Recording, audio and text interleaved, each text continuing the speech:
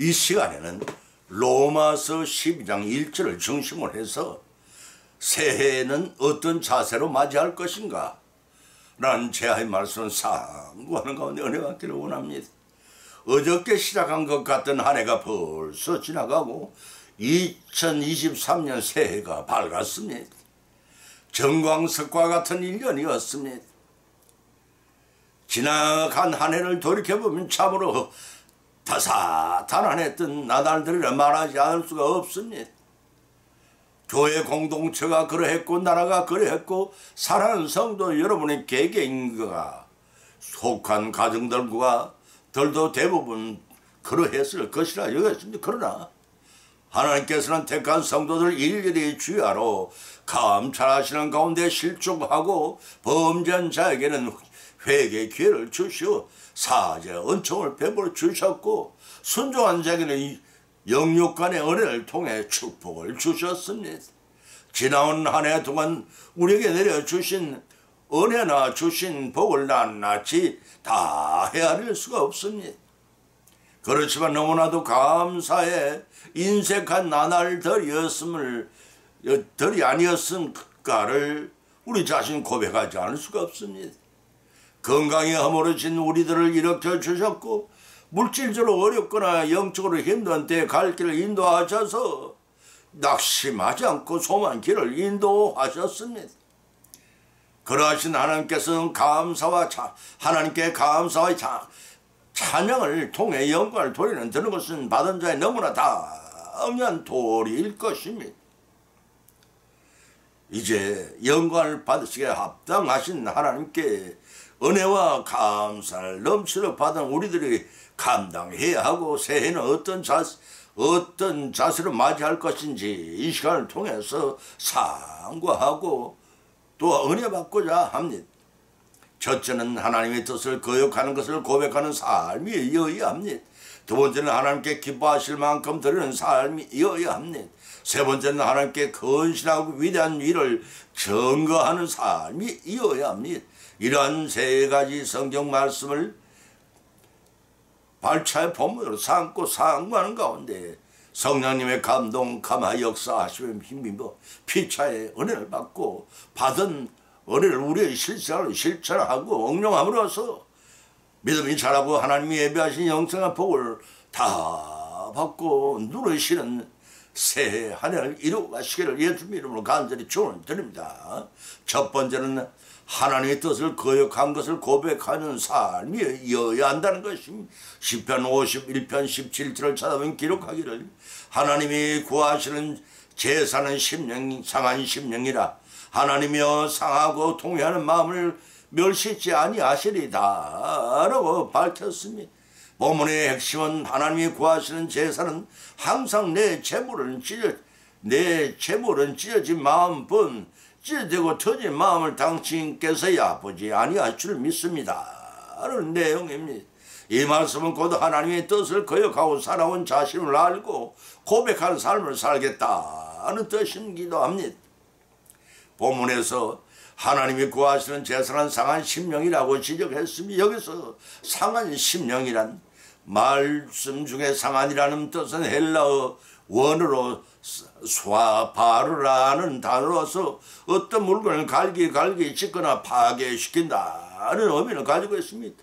또 심령에 해당하는 히브리어 르아흐라는 말은 인간의 정신 마인드 또는 영 스피리트를 가리킵니다. 따라서 본질의 상한 심령은 자신의 범죄로 인하여 하나님과의 영적 관계가 단절되고 파괴된 결과 자신의 영혼이 갈기 찢겨져 온 몸이 몹시 상한 상태임을 의미합니다.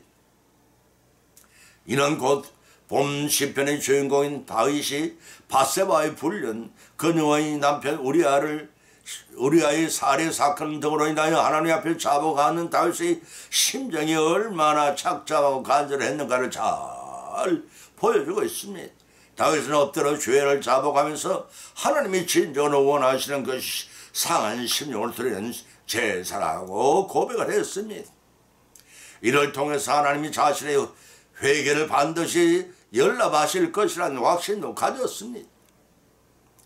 사람이 상한 심령 상태에 놓여 있을 때 가장 진실되고 거짓이 없는 상태임을 하나님은 그거를 보듯 우리를 파악하고 계십니다.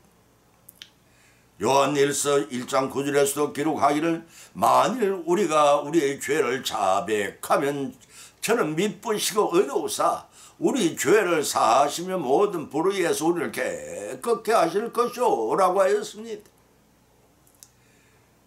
때와 장소를 가리지 않고 우리가 진심으로 죄를 자백하면 하나님께서는 언제든지 예수님을 통해 사면해 주시고 또 불의에서 우리를 깨끗하게 구원하시는 분이십니다.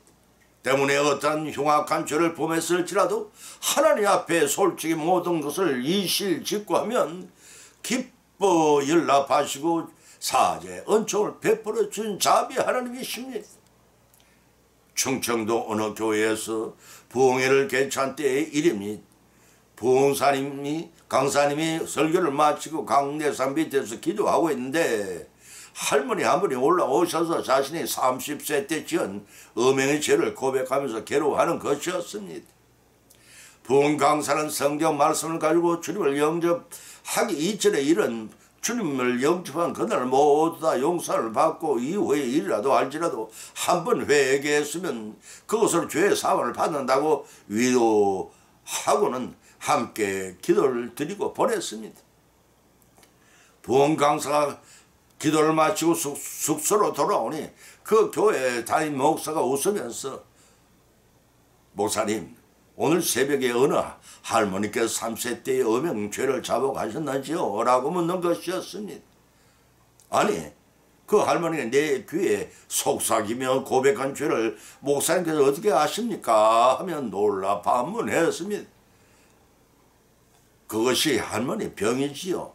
그 할머니는 작년 부흥회 때도 강단에 올라가서 그 죄를 회개하였고 재작년에도 그랬죠. 우리가 반복에 같은 매년 부흥회 때마다 같은 죄를 회개하고 있는 걸요.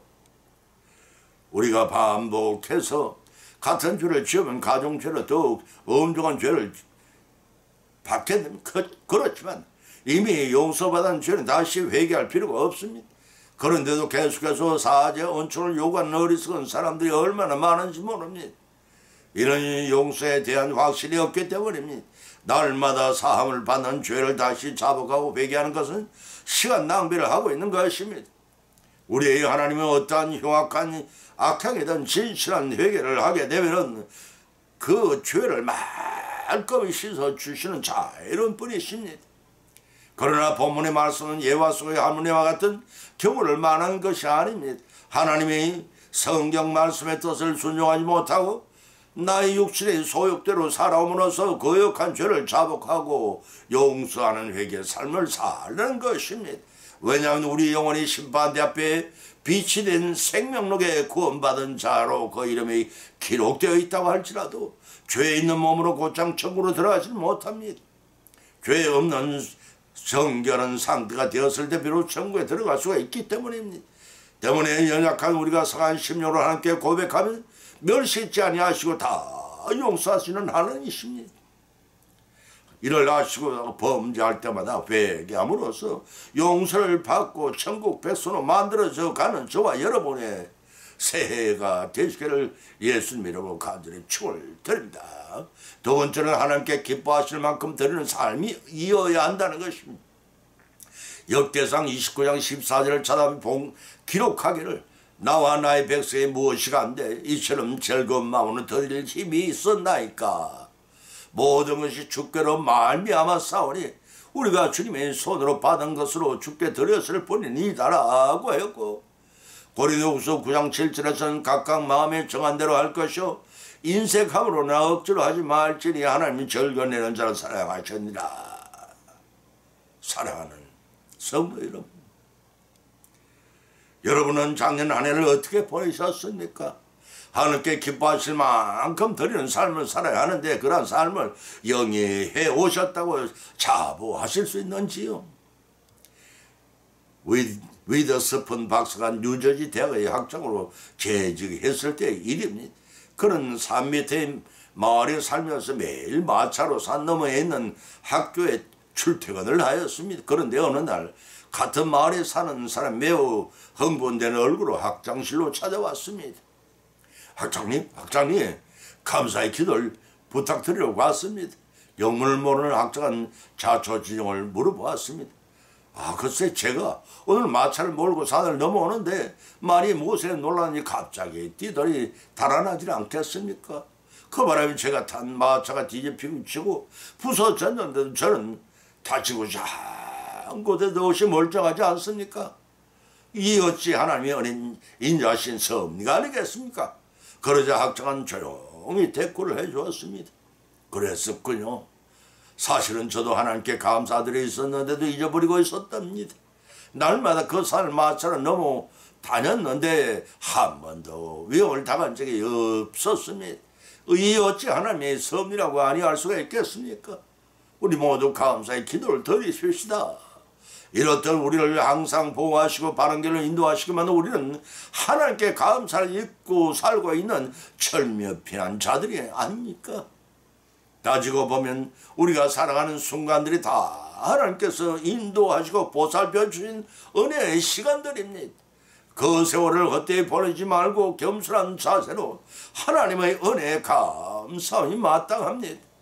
역대상 29장 14절의 다윗은 나와 나의 백성이 무엇이간데 즐거운 마음으로 드릴 힘이 있었나이까. 모든 것이 주께로 말미암았사오니 우리가 주님 손에서 받은 것으로 주께 드릴 뿐이다 라고 고백을 했습니다. 본문의 말씀은 백성의 건축 헌금을 보고 평생의 소원이었던 예루살렘 성전 건축이 곧 이루어질 것으로 확신하고 다윗이 감사의 기도를 올린 내용을 언급하고 있습니다. 모든 부귀와 영화와 영광이 하나님께로 온 것이기 때문에 자신들이 바치는 예물 역시 하나님 주신 것을 다시 돌려드리는 것에 불과하다는 고백이었습니다. 때문에 다윗과 그 백성에게 하신 풍요로운 축복 역시 하나님의 은혜에 비롯된 것이기 때문에 하나님이 것들을 돌려드리는 것을 자랑할 것이 도무지 없다는 고백입니다. 사랑하는 성도 여러분, 지난 한 해 동안 베풀어 주신 하나님의 은혜와 축복을 어찌 생각하시는지요? 다윗과 같은 생각으로 감사해 옳다고 여기지 않으시는지요? 시편 24편 1절과 누가복음 7장 10절의 말씀이 세상 사람들의 관심은 어떻게 하면서 적게 투자하고 많은 이윤을 남길 것인가에 집중되어 있습니다. 그런데 헌금을 내는 일에 대해서 우리의 생각 속에도 그런 얄팍한 계산이 은연중에 들어있지 않은지 모르겠습니다. 예화를 들겠습니다. 어떤 기도원에서 그달의 설교를 마친 강사가 은혜 받은 성도들을 향해서 100만 원 이상 헌금을 하고 더 많은 복 받기를 원하는 사람들 앞으로 나오시오 라고 했습니다. 그랬더니 많은 사람들이 앞을 다퉈 줄을 서더랍니다. 주님이 주시는 복은 돈 놓고 돈 먹기가 아닙니다. 그 나라와 그 의를 구할 때 하나님께 더하여 주시는 복입니다. 하나님께서 내려주신 복을 불의욕과 나누는 자를 하나님이 축복하십니다. 그 축복은 고지할수록 더 풍요롭게 하십니다. 문제는 선행을 할지라도 인색한 마음으로 해서는 안 된다는 것입니다. 참다운 헌금의 조건은 잘 준비되고 진실되면 즐거운 마음으로 충성하게 드릴 때 간합되고 보다 더 복을 받게 됩니다. 또 보면 고린도후서 9장 7절에서도 기록하기를 인색함으로나 억지로 하지 말지니 절겨내는 자를 사랑하시느라고 밝히셨습니다. 헌금의 액수를 의무적으로 제정하던 구약시대 말라기 3장 8절 10절의 말씀에 실려진 그때에는 그만큼 강대성과 구속력이 부여되어 형식적이고 의무 수행으로 드리는 경우가 허다했습니다. 그러나 잠언서는 이런 시가의 헌금을 우리가 우려하여 절거히 바칠 것을 독려하고 사도 바울도 그 말씀에 근거하여 연보의 올바른 자세를 본문에 다루고 있는 것입니다. 모든 것이 주께로 말미암아 싸우니 우리가 주님의 손으로 받은 것을 주께 드릴 뿐인 것입니다. 라고 고백한 본문의 다윗의 고백처럼 하나님께서 기뻐하실 그만큼 우리 모두 즐거이 드리는 삶이 되어야 할 것입니다. 다시 말해서 각자가 마음에 우러나는 대로 내야지 아까워하면서 내거나 마지 못해서 내는 일이 없어야 한다는 것입니다. 하나님께서는 기쁜 마음으로 내는 사랑을 사랑하시고 축복하십니다. 잠언서 11장 24절 25절에도 기록하기를 흩어 구제하여도 더욱 부하게 되는 일이 있나니 과도히 아껴도 가난하게 될 뿐이니라. 구제를 좋아하는 자는 풍족하여 질 것이요 남을 윤택게 하는 자는 윤택하여 지리라고 하셨습니다. 이 말씀을 믿음대로 실천하여 하나님께서 기뻐하시는 만큼 드리는 영육간의 풍성한 삶을 통해 축복을 성취해 나가시는 한 해가 되시기를 예수님의 이름으로 간절히 축원드립니다. 세 번째는 하나님께 헌신하고 위대한 일을 저응하는 삶이어야 한다는 것입니다. 로마서 12장 1절을 찾으면 기록하기를 그러므로 형제들아 내가 하나님이 모든 자비하심으로 너희를 권하노니 너희 몸을 하나님께 기뻐하시는 산제사로 드리라 이는 너희들 영적 예배니라. 시편 105편 1절 2절에서는 여호와께 감사하며 그 이름을 불러아뢰며 그 행사를 마음 중에 알게 할지어다. 그에게 노래하며 그를 찬양하며 그의 모든 기사를 말할지어다 라고 하였습니다. 예화를 듭니다. 미국 워싱턴주 상원 의원이 벨기에 대사를 자택으로 초대했습니다. 이 상원 의원의 의원의 부친 되시는 분은 착실한 기독교인이셨고 어떤 사람을 만나기만 하면 항상 복음을 전했습니다. 벨기에 대사를 초대한 날이었습니다. 주 상원 의원은 자신의 아버지께 벨기에 대사에게 대해 복음을 전하여 당황하게 할 것 같아서 아버지께서 복음을 전하는 일을 삼가할 수를 간절히 부탁을 드렸습니다. 약속 시간이 되어 대사가 도착했습니다. 식구들과 인사를 나누고 드디어 주 상원 의원이 자기 부친을 소개하게 되었습니다. 이때 부친은 벨기에 대사에게 예외 없이 질문을 던졌습니다. 대사께서는 그리스도인이십니까? 그러자 상원 의원과 대사 모두 다 당황을 했습니다. 그로부터 몇 달이 지난 뒤 상원 의원은 부친이 세상을 떠났습니다. 장례식장에는 많은 하원들이 들어왔습니다. 그 많은 화환 중에서 유난히 눈에 띄던 크고 아름다운 화환이 있었고 그 화환에는 이런 글이 적힌 카드가 꽂혀 있었습니다. 그 내용을 보면 나의 영혼을 인도해 준 미국 안에 단 한 사람을 기리며 라고 했습니다. 그것은 바로 그에게 복음을 들었던 벨기에 대사가 보내온 것이었습니다. 주님은 때를 얻든지 못 얻든지 복음을 전하라고 하셨고 이 명령은 우리에게 대한 하나님의 지상 명령입니다. 어느 이런 해도 되고 안 되는 그런 명령이 아니라 반드시 수행해야 하는 지상 명령인 것입니다. 사랑하는 성도 여러분, 우리도 예화 속의 이 주 상원 의원의 부친처럼 또한 본자의 저자 사도 바울처럼 누구를 만나든지 어디서든 복음을 전하며 살아오셨고 또한 전하며 살아가실 생각이신지요? 본문 로마서의 12장 1절에서 저자 사도 바울은 너희 몸을 거룩한 산제사로 하나님께 드리라고 고면하고 있습니다. 우리 성도는 입술의 말이나 마음의 생각으로 참 많이 하나님을 위하지만 실제로 몸으로는 하나님이 원하시는 것보다 내가 원하는 대로 행할 때가 더 많았음을 아무도 부인할 수가 없을 것입니다. 지난 한 해도 그리하지 않았습니까? 그렇다면 내 뜻대로 성취된 것이 무엇입니까? 이제 내 뜻대로 결단코 이루어지는 삶에 아님을 뼈저리게 느끼셨다면 생각이 아닌 행동으로 주님을 섬기는 일에 실천하는 성도가 되어야 하지 않겠습니까? 그럴 때 바른 헌신의 자세가 생깁니다. 지체 없이 우리의 몸을 산제사로 드려야 합니다. 마음을 새롭게 합니다. 믿음의 분량대로 헌신한 것이 은혜 받은 성도의 마땅한 도리어 헌신한 자에게는 더 큰 은혜의 축복을 내려주십니다. 그런 주님 안에 사는 자들을 향해 사도 바울은 너희 몸을 하나님이 기뻐하시는 거룩한 산제사 곧 살아있는 제사를 드리라고 하였습니다. 여기서 너희 몸이란 교회의 영과 몸이 분리되어 있는 너희 자신을 뜻하고 그 몸은 인격체를 의미합니다. 때문에 삶 속에서 한순간만이라도 계속적인 헌신이 반복되어야 한다는 의미입니다. 이는 곧 성도 각자의 생활 전체를 하나님께 드리는 살아있는 제사의 삶을 살아가라는 것입니다. 그러고는 보면 저자 사도와 우리 사한자를 드리라는 것은 신령한 제사를 드리는 뜻입니다. 당시에 시대적 배경은 성적으로 타락했던 이교도적인 사회생활에 익숙해져 있었습니다. 이 악습의 제사로부터 벗어나 참된 신앙생활의 삶을 제시한 것입니다. 따라서 보면 우리 하나님께 산제사를 드리는 헌신적인 삶을 영유하면서 위대하신 하나님의 복음을 전파하는 것입니다. 그래서 본문 시편 105편 1절 2절에서는 구원의 여호와께 감사를 하며 하나님의 성하신 일들을 찬양하고 모든 기사를 온 세상에 전파하여 알리는 것입니다. 그러한 이들에게 하나님이 영생의 축복과 상급을 내리십니다.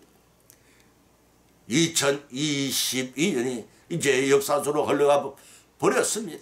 지난 한 년을 돌이켜보며 내 중심의 생활을 회개하고 새해는 하나님께 헌신하고 하나님이 행하신 위대하신 일 증거함으로써 믿음이 성숙되고 복을 받는 우리 모두의 새해의 소망의 새해를 맞이하시기를 예수 이름으로 축원을 드립니다. 결론을 맺습니다. 오늘 본 말씀을 상고하는 가운데 각자 믿음대로 은혜를 받아 또한 세 가지 교훈을 받은 줄 압니다. 첫 번째는 하나님께 감사하는 성도의 삶의 자세는 어떠해야 하는가? 하나님의 뜻을 거역한 것을 고백하고 회개하는 삶이 되어야 한다는 것입니다. 두 번째는 하나님께 감사하는 성도의 자세는 어떠해야 하는가? 하나님께서 기뻐하실 만큼 드리는 삶을 살라는 것입니다.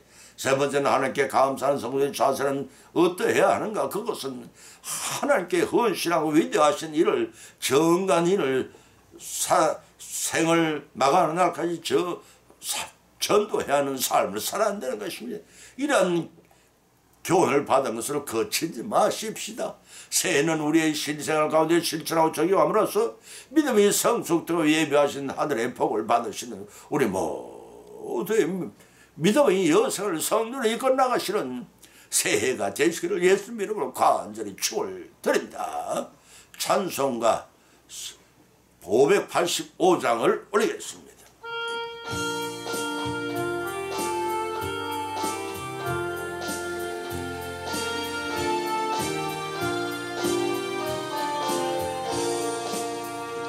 내 주는 강한 성이요 방패와 병기 되시니 큰 환난에서 우리를 구하여 내시리로다. 옛 원수 마귀는 이때도 힘을 써 모략과 권세로 무기를 삼으니 천하에 누가 당하여 내 힘만 의지할 때는 패할 수 밖에 없도다. 힘 있는 장수 나와서 날 대신하여 싸우네. 이 장수 누군가? 주님 예수님 그리스도 만군의 주로다. 당할 자 누구랴? 반드시 이기리로다.